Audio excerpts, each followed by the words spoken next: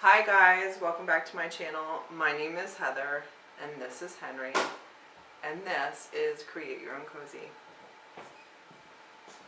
First of all, my days of buying frames at the store or even Hobby Lobby are over because most thrift stores have picture frames in the 8x10 area for maybe $2, $1 for the little ornate ones that you can change really well with some paint. And even some of the bigger ones, you can find an old piece of art and just grab the inside out. Today, my first project is going to be just a verse that made me think of a new dear friend of mine, and I needed to do some art. So I worked on a 3D art project, which has not really been my thing, but I'm trying to get better at it. So I worked on that project, and that is probably the most detailed project, where I paint the picture frame, distress it, paint the base layer, make it textured, use an IOD mold, use an IOD transfer, and then decided to use graphite paper to do the wording. So there are a lot of techniques just in the first project. Use them all, use one of them. Just see that you can make things whatever you want.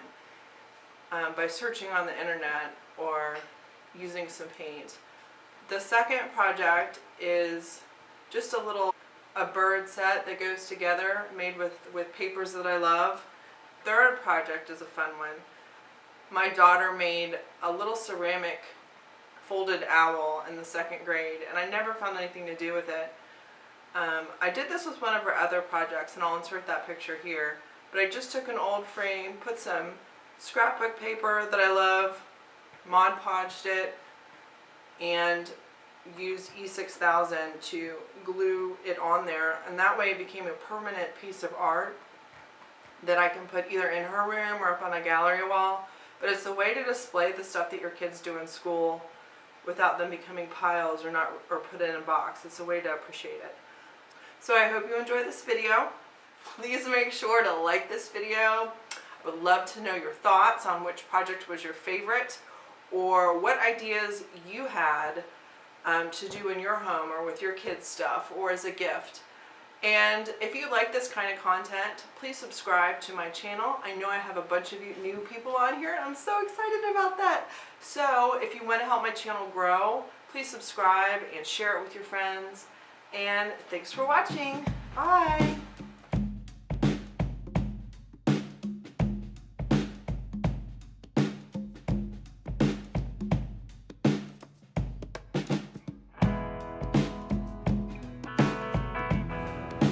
So let's get started with the first project. I'm going to take some cornstarch and put it in all the crevices of this IOD mold. This is the bird song mold. I've been a little bit obsessed with birds lately, and my new sweet friend that I'm making this for, her name happens to be Wren, so you know I had to get the birds out. So I'm taking this DAS air dry clay that you can get from Amazon or Hobby Lobby, and just pushing this into the mold. And you've got some time to work with it before it'll dry. Just pushing it down and making sure, since I'm putting it on a flat surface, I want the back of these birds to remain pretty smooth so that it will stick to the flat surface.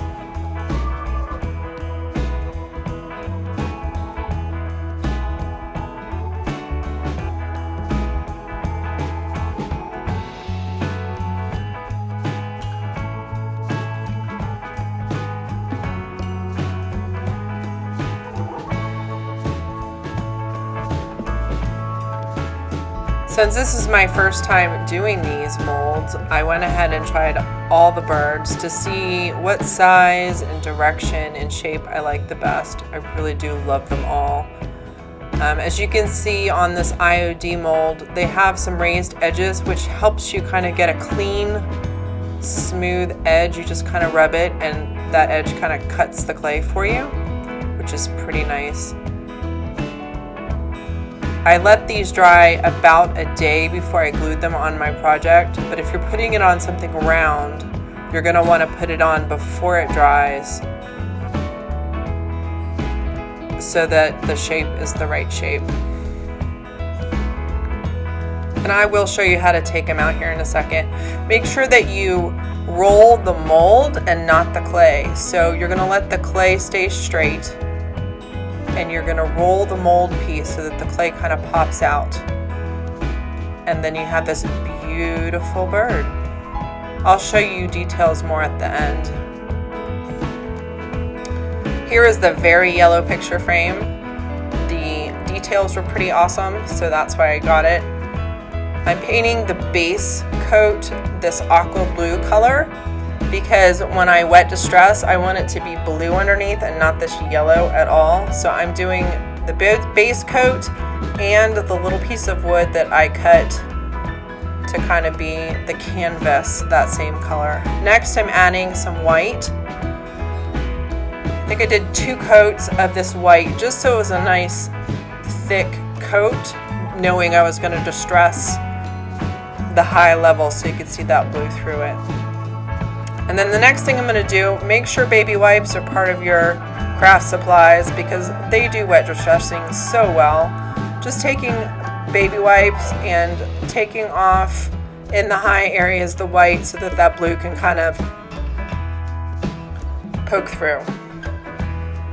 Next, I'm taking the printout and just putting water on the paper so that I can tear the paper underneath and it look like it's an old piece of paper. Now I ended up not using this particular method, but I wanted to go ahead and show it to you as an option. And I know Psalms has an S. I figured that out before the end, but I'm Mod Podging this paper on the back and then making sure it's nice and flat on the wood. I will use this process in both the second and the third projects as well. So you just put it on and you use your fingers to make sure all the air bubbles are out. And the best practice is to wait till it's all the way dry before putting Mod Podge on the top to kind of seal it. Now I'm using the baby wipe to kind of clean up the edge. I decided to go a different route because I wanted the background to be more three-dimensional, and then I realized I spelled it wrong. So I was already going to change this. I just used my orbital sander to take the paper and the Mod Podge off, and I'm going to paint it that color again and start over.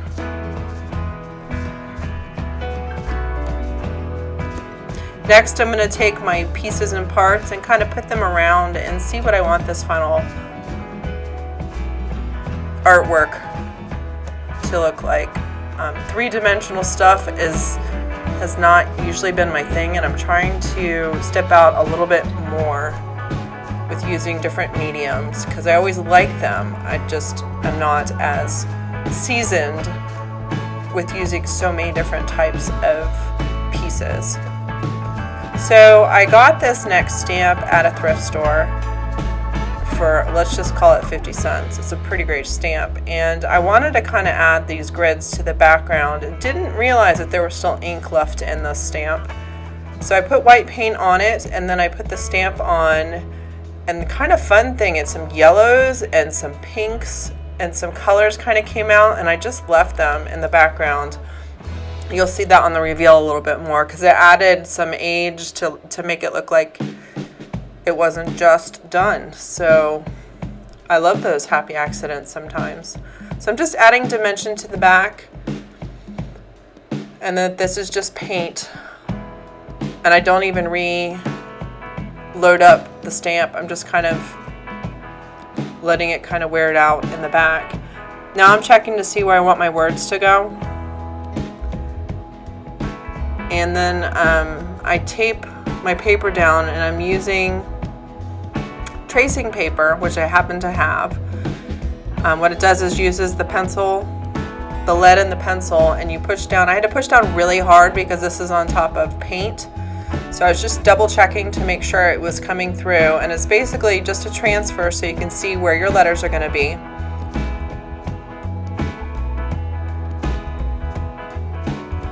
and this transfer is able to be erased with an eraser, so it's a great way to do it, to make sure you like the spacing before you commit with paint on a project that you're already this far into.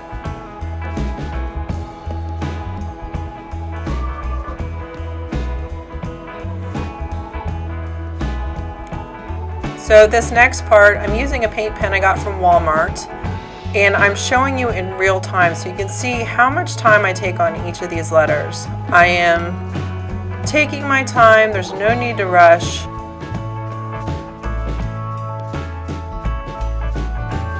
The medium point on this pen was a little thicker than the font, so I had to kind of correct a couple of things with these letters. But I'm taking my time and knowing I'm going to use sandpaper on top of it later to kind of make it look aged, so I have a little bit of wiggle room.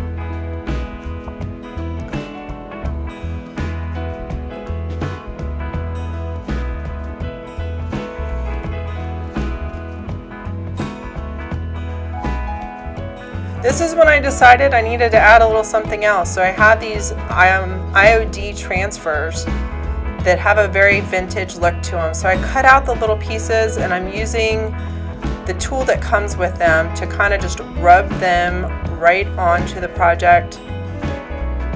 It's just like a transfer. You rub it on and then you peel back the plastic and there it is on your project. Just make sure it's pushed down all the way.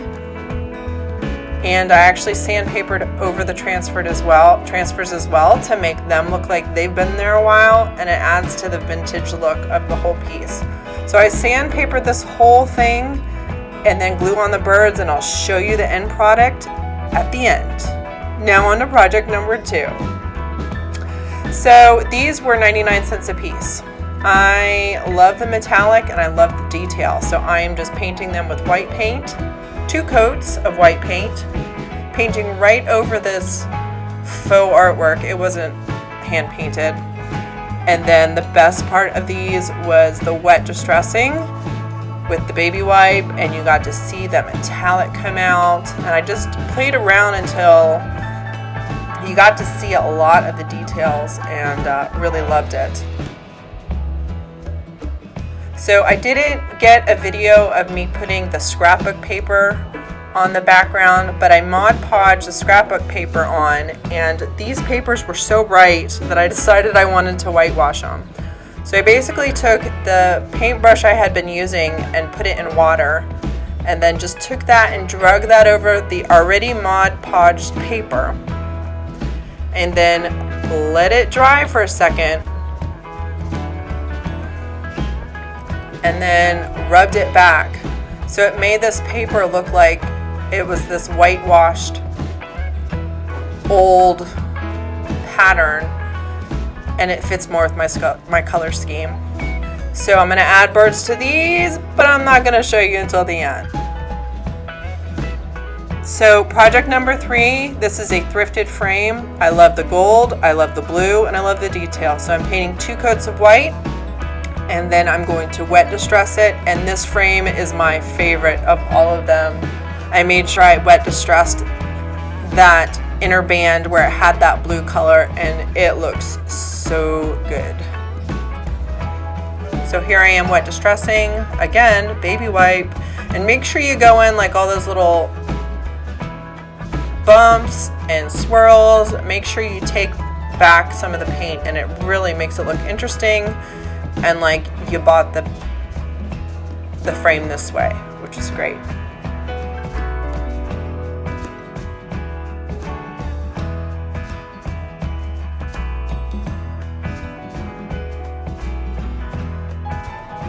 So I cut out the insert, because I bought this one without anything in it. I cut out the insert of this really thin piece of wood from scrap. I put scrapbook paper on it with Mod Podge. Here I am doing the top coat of that. I'm waiting for that to dry.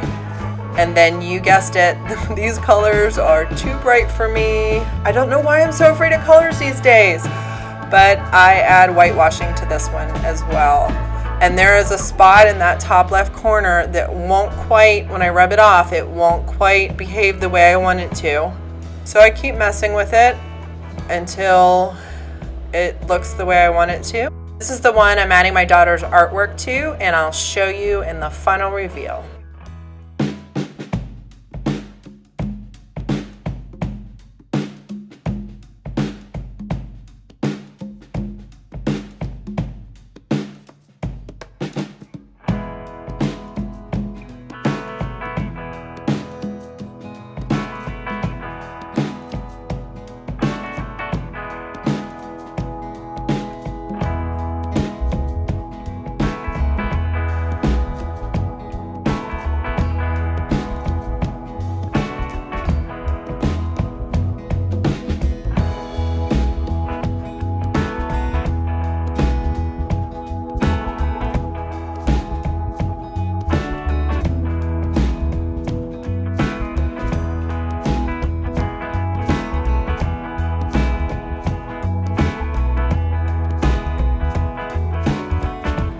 So that's it for today's video.